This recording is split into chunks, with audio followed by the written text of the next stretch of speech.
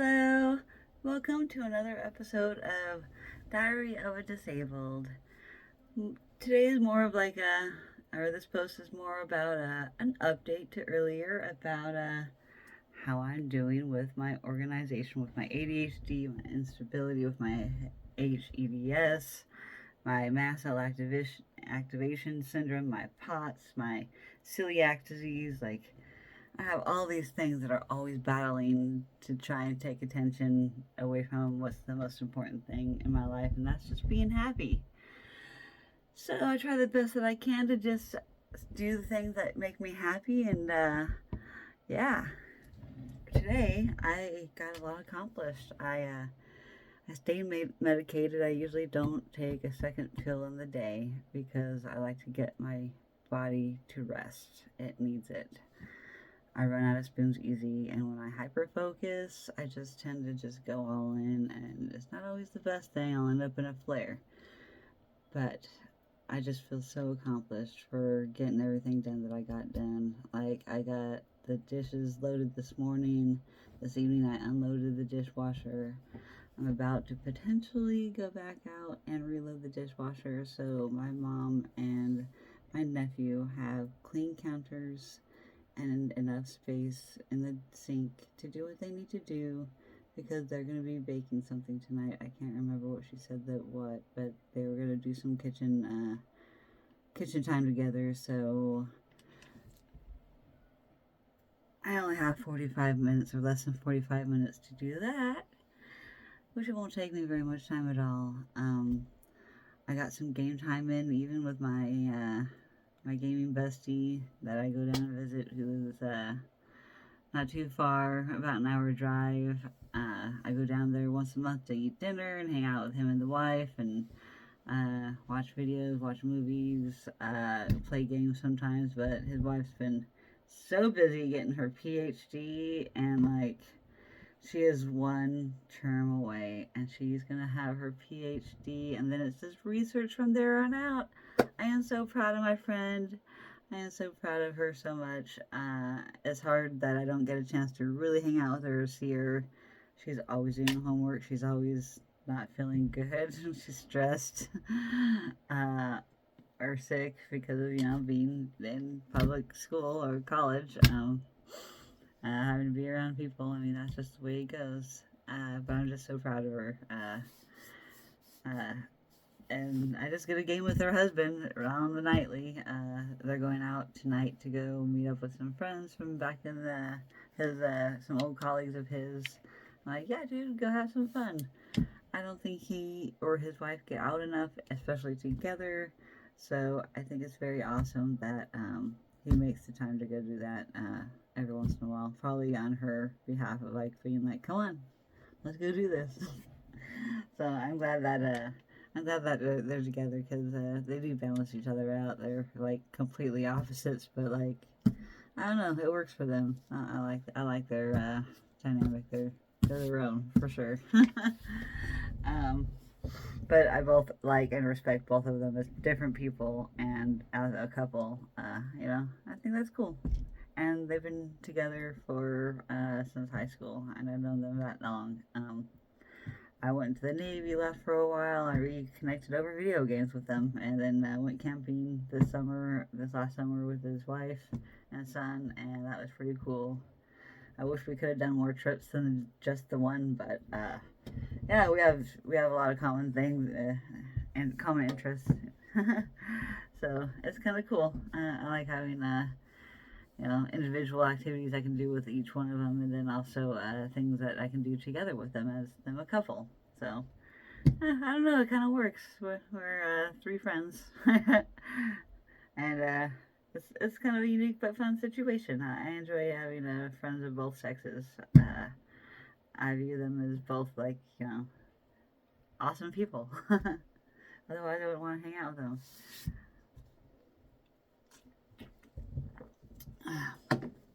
But I've been on my video call with my friend in Alabama, also a gaming friend I've never met in real life, but I met him through the same person that I was just talking about, my other gaming buddy.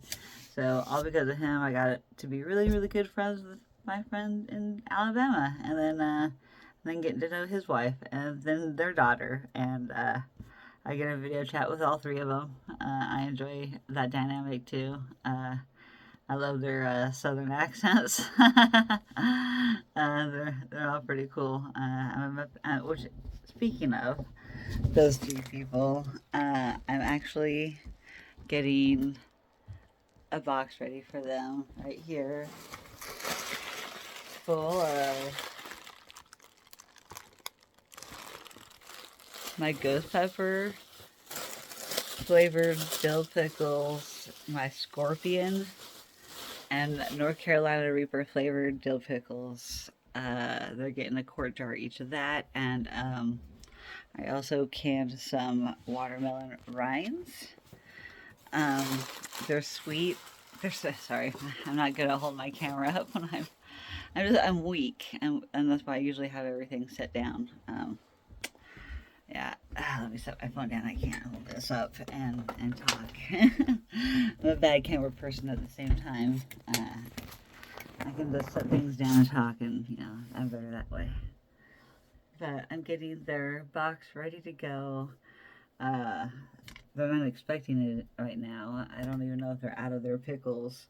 But I also have so many other envelopes because I'm going to finally get like all my shipping done. Like, I just want to knock it out. I'm motivated. I'm very social, especially when the spring starts and the weather turns better.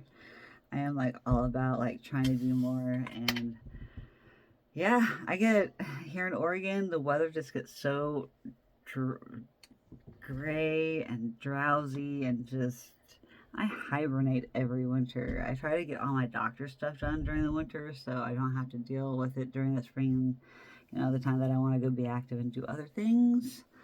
Because all I've been dealing with over the last few months is just doctor appointments and barely any time to socialize with my friends because I've been sick, or because I had COVID for a month. Like, then the holidays, I would do those things with their families for holidays, and then yeah, it's just hectic time of year, and I just hibernate and just try to do my best to get through the winter every winter. I need to live somewhere that has way better weather during the winter. I'm just not cut out for this here. I love Oregon, and I love my state. It's such a beautiful state, but once my parents are gone, I really don't think I'm going to be here. I'm not going to stay here. I'm going to be moving away.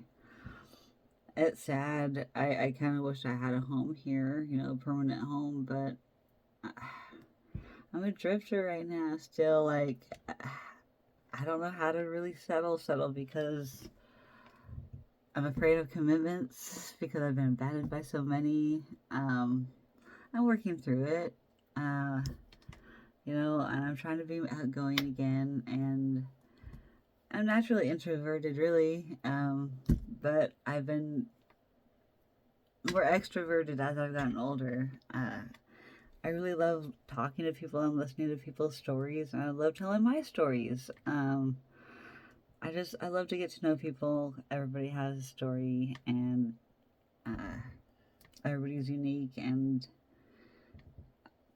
I don't know, life is beautiful. Life is beautiful that I get to hear and experience kind of through other people's stories what they've gone through. I'm such an empath. I can, since I've been through so much, it's just so much easier. I can relate in so many ways with so many people. I've been through the gambit. But it's made me that much wiser and happier and thankful and appreciative of life than I've ever had. I'm thankful to be alive, and I fought so hard to be. I fought hard to be in this world. A mountain blew up for the day that I was born, for goodness sake. Mount St. Helens erupted, and my mom erupted with me too. I've always loved saying that story. She erupted because I was C-section, and I really did. Like, I was in high risk birth. I'm glad that I survived and my mom survived my birth. I was a very big baby. uh, so yeah, that's my short story in a nutshell. I was a big baby. I was born the same day and year that Mount St. Helens erupted in Washington State, not too far from Salem, Oregon, the capital of Oregon, where I was born and where I grew up and raised. Thank goodness I don't live there anymore. um, but I'm thankful that I had the parenting and the childhood I did. You know, I was just talking with my mom and reminiscing about some things about family and things. As her 50th anniversary comes up to my dad this May, right before my 44th birthday. Her anniversary is like 6 or 7 days before my birthday. And I'm going to be going to Vegas this year, so I had a meeting with my brother and sister-in-law about picking a date and trying to celebrate Mother's Day still at the same time, but on a different weekend as we celebrate the 50th anniversary, while also working around my brother's busy schedule and work trips and my sister-in-law's work trips, and also some other personal family things that they need to do for their health. You know, between all of that and arranging all of this, I'm going to be doing the guest list. So I'm excited to help celebrate my parents' 50th anniversary. It's very rare that people stay together that long, especially in today's day and age, and it's not an easy journey by any means from what I've watched. That's probably why I've been so picky and love myself. And I have a soulmate out there. I know where he is. He's there. It's just not our time right now. Our timing will align at some point, and we will be together again. But the timing is not right. I still have much work to do. A lot of work to do on myself, and you know, I just want to focus on healing and inspiring others. And I just did another survey to see if I'm eligible to do another research study on chronic pain in relation to Marfan's syndrome. I do have Marfan's characteristics from my EDS. I am part of the Marfan Foundation. And so through them, they are going to be conducting a research study on pain with Stanford University down in California. And I just submitted my information to see if I'm eligible, and I'll be hearing something soon. And then also I'm still waiting to hear back from, I'm going to be doing my interview with Novartis Pharmaceuticals, and that's going to be over my hive story. So I'm going to try and be an advocate for that. So I have a lot of projects ahead of me, and so I'm really trying to get my stuff in order, because if I do get picked for this pain study, I have to be available on a certain date to do some paid Zoom communication meeting advocacy stuff. So I have to make sure I'm available for that if I am chosen as eligible and they want to pick me as somebody that tells my story, which I'm very good at communicating when I need to be, especially when I'm under stress. But I'm trying not to get to that too stressful a point, because I have so many other things going on myself with my own health and getting more screenings done. Thank goodness my mammogram came back with normal results. My mass on my boob is just more fibrous tissue, so they just couldn't get a good angle on it.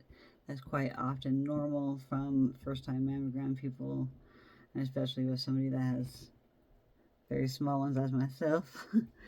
I'm very fibrous, and it also is genetic in my family. And so it's scary, but it's very reassuring that, you know, these tests are out there. Thank goodness technology is where it's at. I highly recommend don't skip those exams. As much as I don't want to go to them, they're really just a pain in the butt. They're costing me money. My co-pays to go. Why do I want to go through that? Honestly, it wasn't that bad. I've had my nipples pierced, and I've pierced them 3 times in my life. I A mammogram is nothing compared to that. Nothing. It was nothing. It was barely, like, I guess I'm just, my pain tolerance is so high to other things because I have so much pain on the daily. Um, I've been in a lot of pain, and a lot of nerve pain, and a lot of trapped nerve pain, a lot of, I have permanent nerve damage in my bottom lip. Yeah. I have all kinds of like weird abnormalities and things that are wrong. Um, I don't heal correctly. It is what it is. But I'm happy to be alive. I'm glad that I can work through these things, and I've learned about so much of my medical self. Right now, I'm working more on my social self, my emotional regulation self, my rewiring my brain to, you know, better process and cope with change because that's always going to be constant. I need to learn to accept things better and, I think I did good this last time. I felt my feelings. It took me about 3 days, and then I'm finally back to myself, and I'm like, all right, I feel fine. I knew those feelings were only temporary, but only I can change those feelings too. It's up to me, because I can choose to change them. Sometimes I don't know how. And sometimes it just takes talking to people to resolve how. And instead of isolating, which is my normal, like what I would want to do if I have a problem with something or I'm not able to process something as I need to or feel the feelings I need to feel, because my automatic is I just want to avoid and isolate. That's not the best thing to do. When I feel like that's what I want to do, that is when I do the complete opposite. And I go out and reach out and talk to people. I make my videos. I learn to feel my feelings. And the more I learn how to feel them, the more I can learn how to process them and recognize them the next time around that I might feel that feeling, and like ask myself, what is that I'm feeling? What is that sensation? Having ADHD and like sensory issues, I have a hard time with my procipitation, and procipitation just means your body has a weird thing about balance and knowing where your body is in space. Well, with ADHD, some of us can have those kind of problems. A lot of us do, and I'm one of them. And that's why a lot of us are clumsy. I constantly hit my hand on things and bruise myself. I have a little bruise on my leg that I don't even, like, how do you get one in this spot? Like, seriously. How do you get it in this spot? And you see that little dot? How do I get that?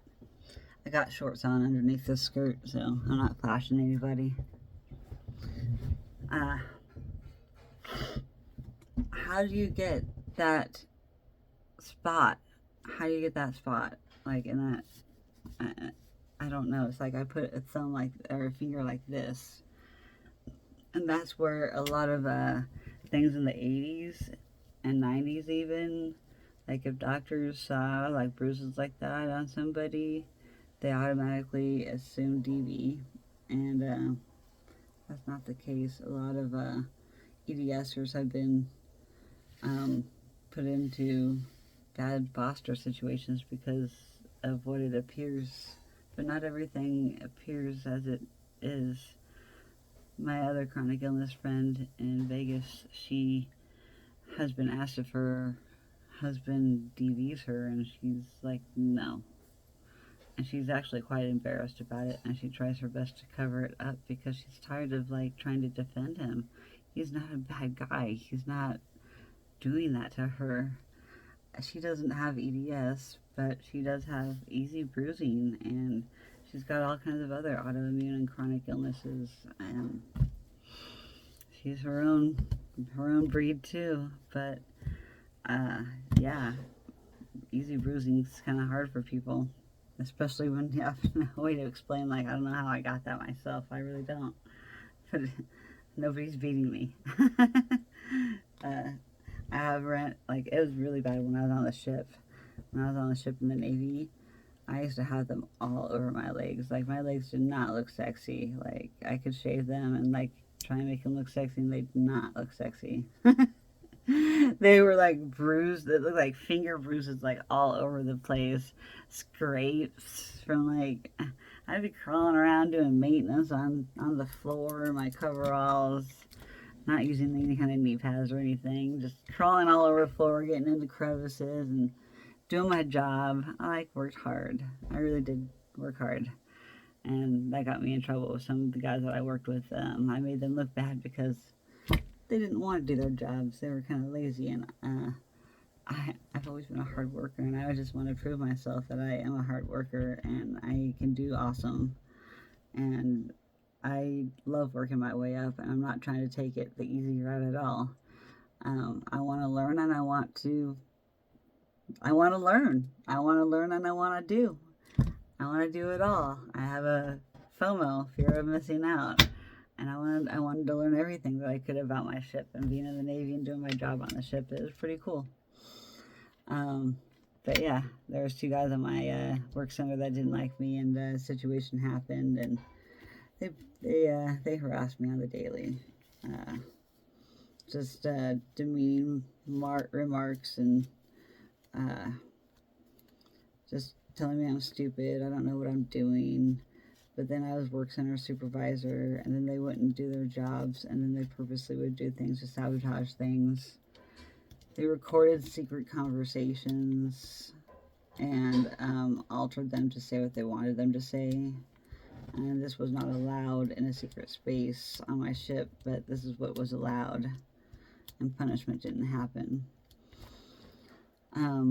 So my trust and authority has really gone out the window since that incident. I'm not happy. They did go to captain's mast. They lost their clearance for working in the shop. It was in international waters when they tried to do a blackmail situation with this altered videotape, trying to get what they wanted out of my chief,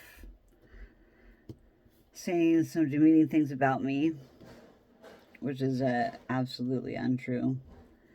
I had quite a hard time being out to sea on a deployment towards Persian Gulf, trying to do my job, when there's these 2 guys in my shop calling me piece of S every day, that I'm stupid and I don't know what I'm doing, and we're not going to do what you want us to do.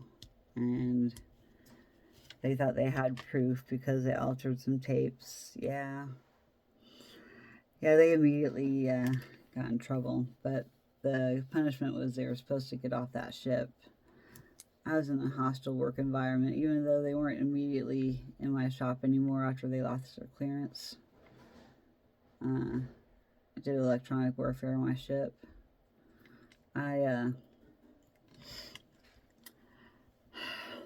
Those guys I had to still see until they were not allowed to re-enlist. That was part of their captain's mast punishment.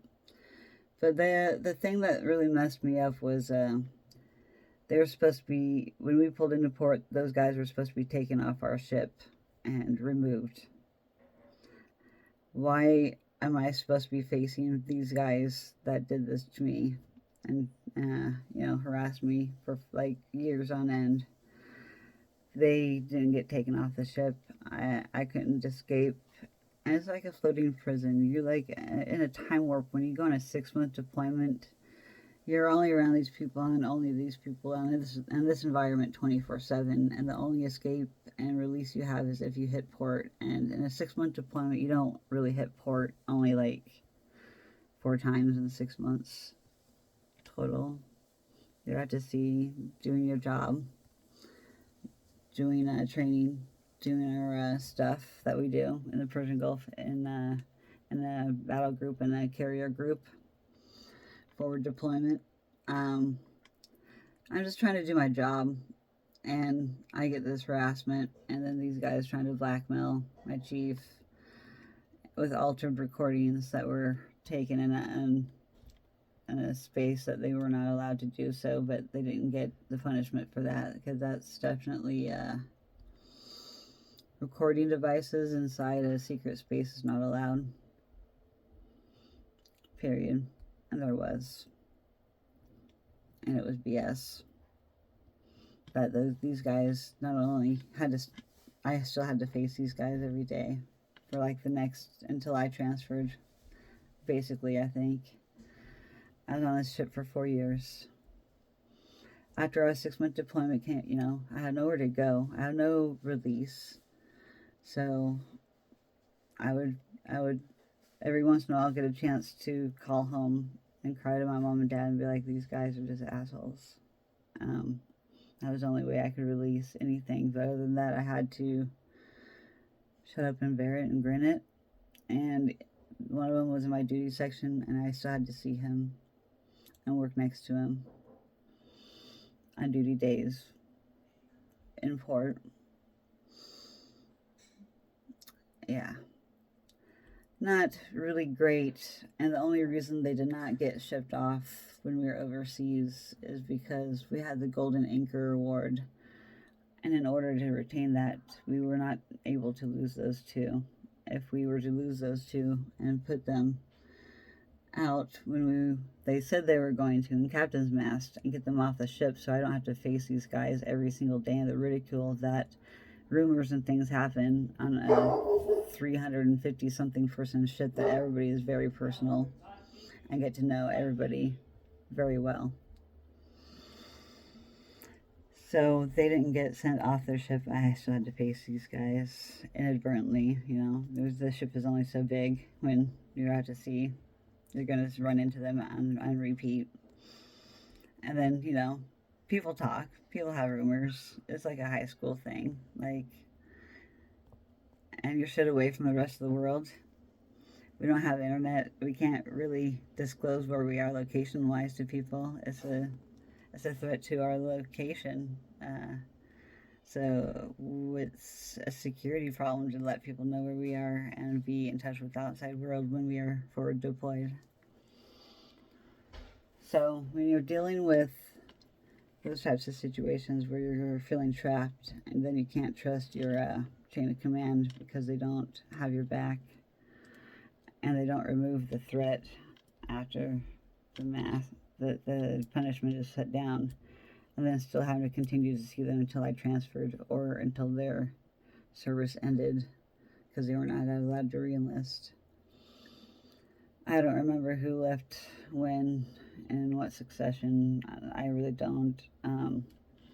The only thing that really still sticks out to me to that day is just, F you mofos for making me repress my feelings. I'm not allowed to have feelings or feel my feelings.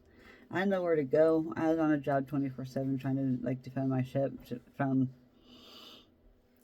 I was one of the first lines of defense on my ship. It's an important job. I have to have my wits about me.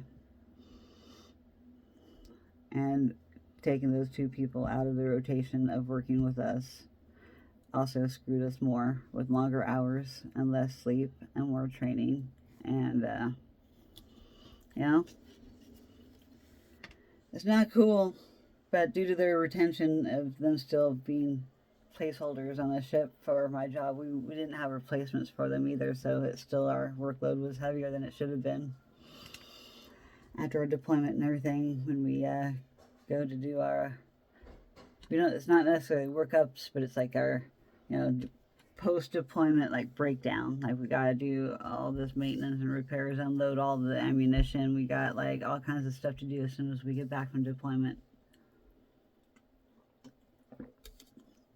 Got a lot of work to do. Cleaning, you know, the salty air, you know, there's constant maintenance to do. You're exposed to all the elements, like nonstop. So out to sea. Heat, you know, moisture, the salty air dehydrates you. Yeah, being away from everything, you know, and being on land. So I had no idea I was going to be talking about this, but it's definitely a getting to know me story today. So that's some of my trust issues with people.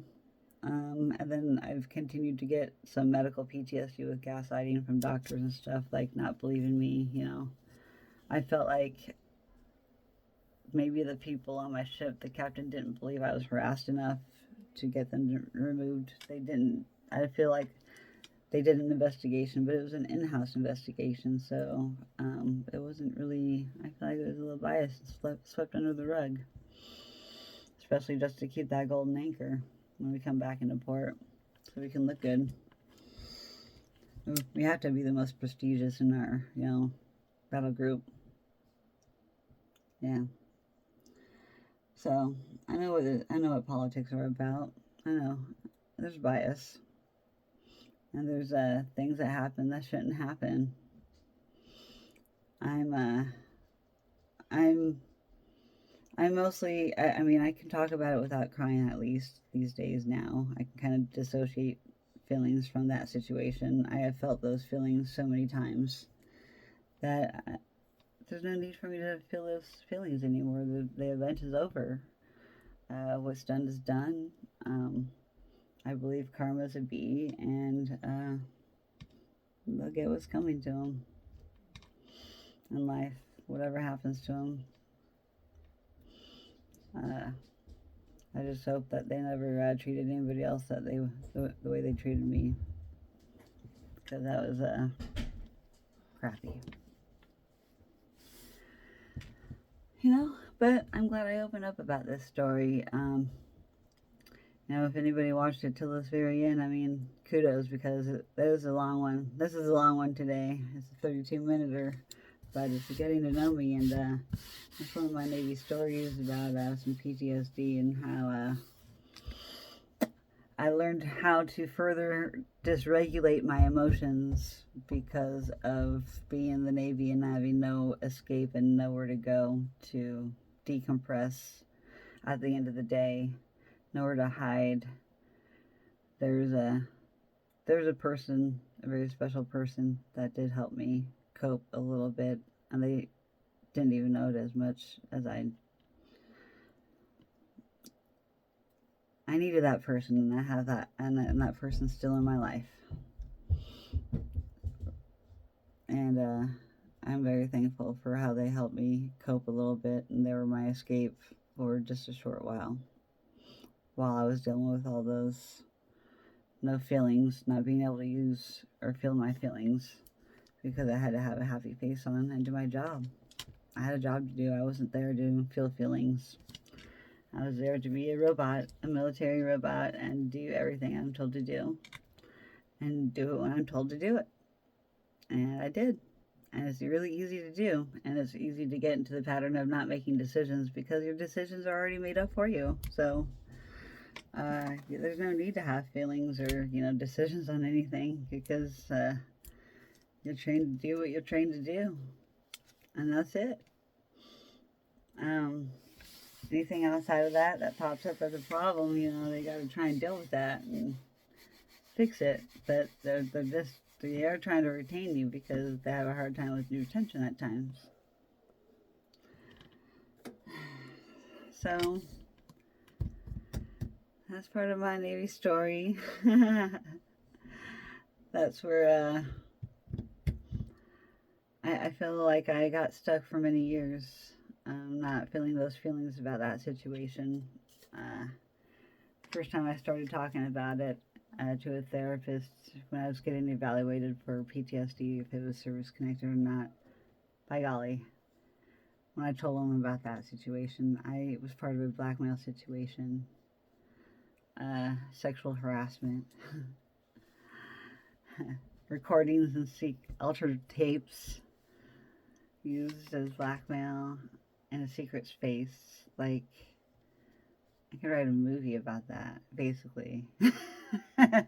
It's absolutely insane that I experienced that and I witnessed it. I didn't process those feelings for so long because I dissociated immediately. I'm just like, I was in awe, I was in shock. I was standing right there when he threatened him. And he said it was my name, he's like saying things about me right in front of me. And I'm just like, what? I was astounded. I couldn't believe that what I was hearing out of my ears. And the chief couldn't either. And he's like, you better hand over that tape right now. Yeah. It was quite a situation. And not taken lightly. And when I gave my statement, I think it was like 18 pages. Because I also brought up all the harassment to bring up all the bad character of this type of guy. But all that writing did nothing to get them off that ship. So I still had to face them.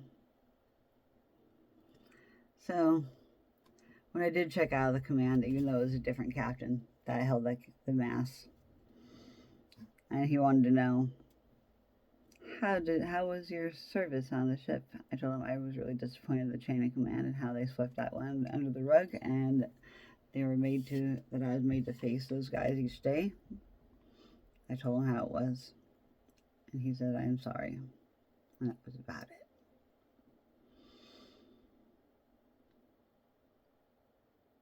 He really didn't have a good response. I don't even know exactly what response he gave, but I think I just dissociated. I just can't. I still, it's a lot to deal with. Like, I can't believe that I had to deal with that. And, I have so many stories. I have other stories that happened while I was serving, but weren't necessarily on base.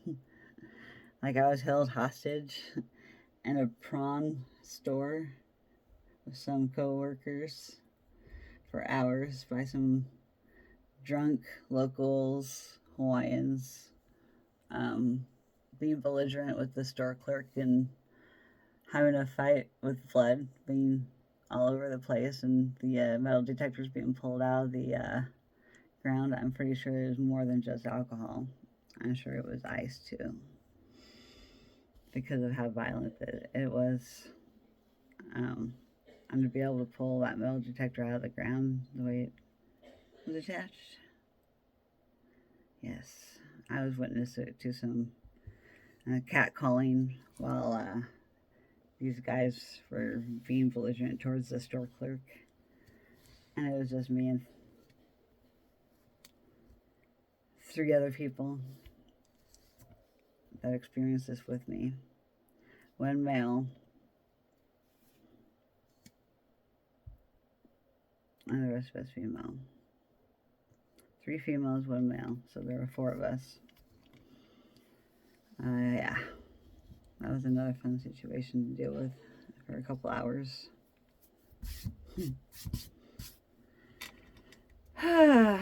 Boy, do I have some stories. I've been through some stuff. But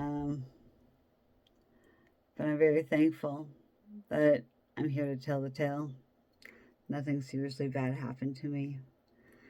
It's just the mental trying to cope and understand and process the feelings behind such crazy situations. The wrong place at the wrong time.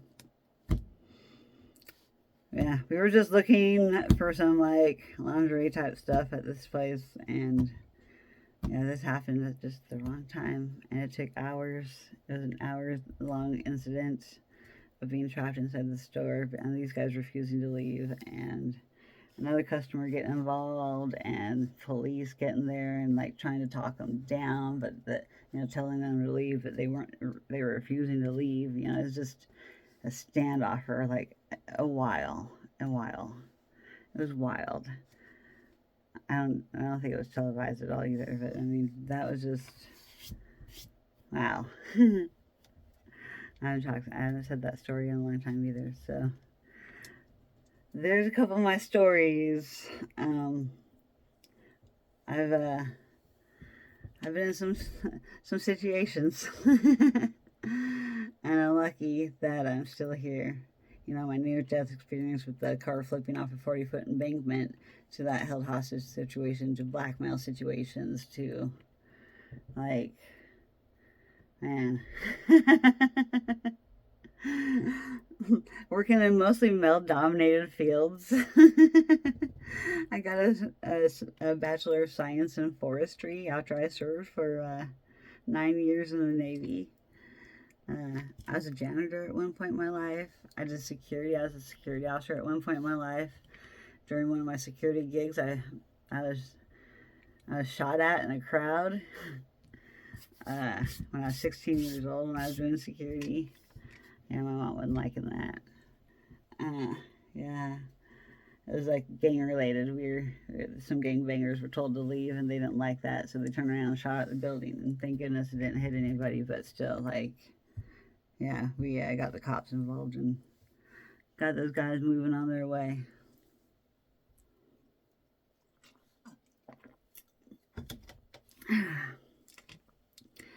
And this was just in, these things have happened all around the world to me.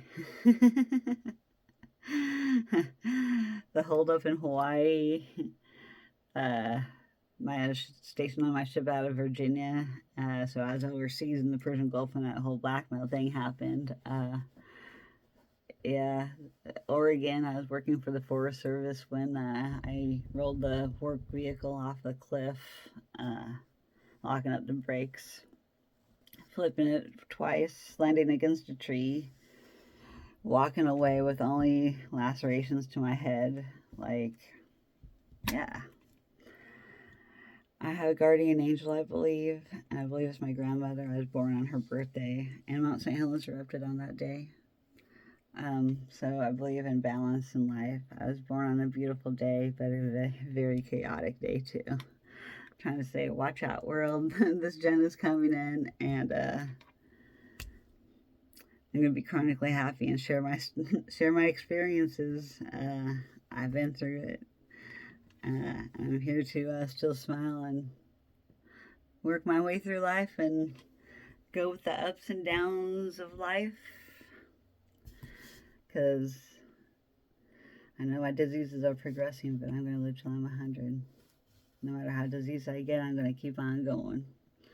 I'm going to keep fighting for ways. I'm going to keep advocating for others. I can't wait to advocate for Novartis Pharmaceuticals, hopefully. I'm hoping to do my third research pain management study. It'll be my third one. I've done 2 already, paid. And I really hope I can be a voice for and get a scholarship for the EDS conference. It'd be great to go to the conference and get a chance to tell my story there too. But first I gotta still fight the VA, so I still got some paperwork to do. I'm gonna get there. I'm gonna get these packages sent off though. I'm gonna get this paperwork finished up. And I'm going to be on top of my game. I'm going to be on top of stuff because I'm on the right medication management now. And I'm motivated. I'm going to do this. I'm going to get what I need. I'm going to have a fun-ass birthday to celebrate all the greatness that I'm about to accomplish in the next month and a half. So, everybody, I hope you have a great, great week. I don't know if I'm posting tomorrow. We'll see. Peace out, y'all.